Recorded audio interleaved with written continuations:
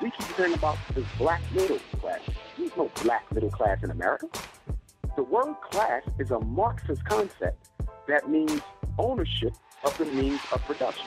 So in order for you to be middle class or upper class, you must have some degree of control. Some degree of control over the industries that make America the capitalist giant that it is. In other words, you control real estate, you control industry, you control airlines, you control shipping lines, you control factories, you control machinery, you produce and distribute.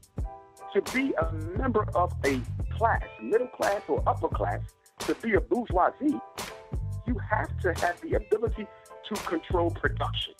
Black people don't own any institutions. So how are we going to control production? We can't. So the term black middle class is the biggest lie that's ever been pushed on the black community. If you look at the group that is labeled white middle class, you will see that they do have control over the means of production. A white middle class person does own real estate, does own businesses, does own a multinational corporation.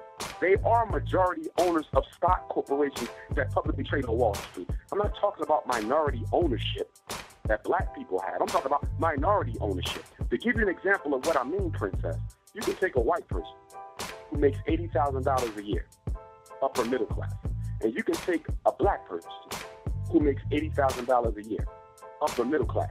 Supposedly, on the surface, they look like they equal. But guess what? The black person's $80,000 is in the bank. And that's the only place it's ever going to stay, in the bank. The white person's $80,000 is tied up in investments, real estate, land, industry, multinational corporations, production, and distribution. So even though it looks like they're worth $80,000 and that they're equal to the black person, because their money is tied up into capitalism, okay, just by virtue of that, that $80,000 that the white person has will probably be about $800,000 within 5 years.